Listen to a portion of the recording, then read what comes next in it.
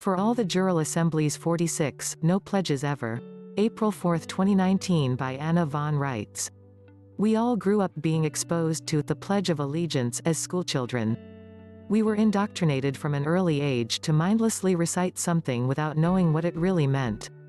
Start with the fact that a pledge is a feudal oath given by a serf or tenant to a sovereign, promising allegiance, another word from the feudal relationship vocabulary, subjecting yourself to the sovereign and promising to support and protect the sovereign.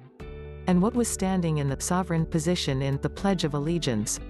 The flag of something calling itself the United States of America. They just didn't bother to tell anyone which United States of America. Most Americans have been kept from ever knowing that there are many different variations of both United States and United States of America, and yes, it does matter which one you are talking about. There is the unincorporated version of the United States, which refers to the sovereign soil jurisdiction state republics and their union, formed in 1776, and there is the unincorporated version of the United States of America, our holding company formed September 9, 1776, which refers to the sovereign international land jurisdiction of the unincorporated states of the Union. These are the two entities that Americans naturally think of when someone says United States or United States of America, but in addition to these unincorporated entities that hold the land and soil jurisdictions of our country, there are other incorporated entities that are supposed to work for our states and people. These include two other kinds of United States and United States of America that operate in the municipal jurisdiction of the Holy Roman Empire and the international jurisdiction of the sea, respectively. These incorporated versions are doing business names of foreign corporations that are on our shores, purportedly to provide specified governmental services under the provisions of their respective constitutions. Their United States, which is actually the United States, Inc., is run by the members of the Territorial Congress acting as the government of the Washington, D.C. municipality, which is an independent international city-state like Vatican City and the inner city of London known as Westminster, and more recently, New York City and the United Nations have made bold to become, without our permission, separate international governments standing on the land and soil of New York. Time for the people of New York to wake up and put these freebooters in their place, but that's another story. Right now, just take in the fact that United States in this context means the municipal government being run by the members of Congress as a plenary oligarchy that is only supposed to operate and exist within the 10 miles square of the District of Columbia, Article 1, Section 8, Clause 17. Also take note that when this version of incorporated foreign United States is being referenced, the definite article associated with it is not capitalized and not part of the name.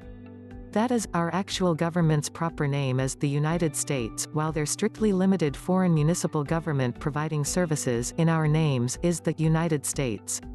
The same sort of confusion occurs with the United States of America, which refers to the British territorial service providers under contract to our states.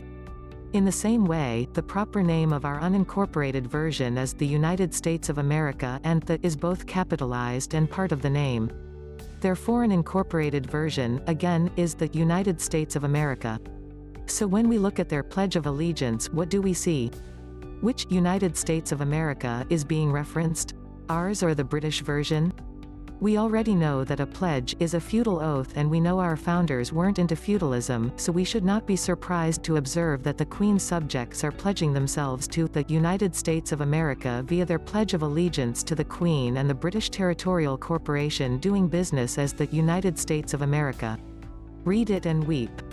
I pledge allegiance to the flag of the United States of America. This is the war flag of the British Territorial Commercial Corporation doing business in our name, the United States of America, Inc.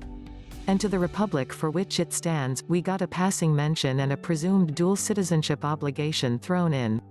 One nation under God, indivisible, with liberty and justice for all, and the problem with this is, 1, it isn't clear which God we are subjecting ourselves to, 2, they are just subcontractors and we owe them no more loyalty than they show us, 3, we, Americans, enjoy freedom, not liberty, which is what British sailors get when they arrive in ports of call.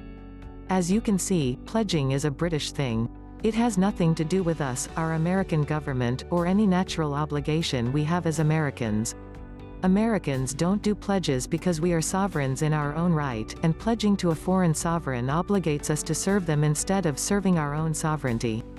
so we never, ever, under any circumstance make pledges to anyone or anything, including the flag being flown for us by a British territorial corporation. Think of the insanity of what is being employed against us? A living man subjects himself to an inanimate symbol like a flag? Can you think of a worse form of idolatry? This innocent-sounding pledge disrespects all three major Western religions. Judaism, Christianity, and Islam all forbid the worship of idols. Yet, here we have had generations of clueless American schoolchildren, and adults, too, pledging their lives and substance to an inanimate object, an idol, being used under contract by a British territorial commercial corporation as a war flag. Needless to say, this venal and undisclosed practice of pledging has to stop, and it has to be known and repudiated by any and every thinking man and woman in this country. No sentient Christian, Jew, or Muslim can ever take such a pledge, nor should they. If you do knowingly ever take a pledge of any kind, be aware that whatever you are pledging is encumbered, and that whatever you are pledging to becomes the ruler over you. Do you want to be ruled over by a war flag being borrowed from our actual government by a British territorial commercial company operating out of Puerto Rico under Spanish law and calling itself the United States of America? Didn't think so, but had to ask, because that is what happens when you recite the Pledge of Allegiance.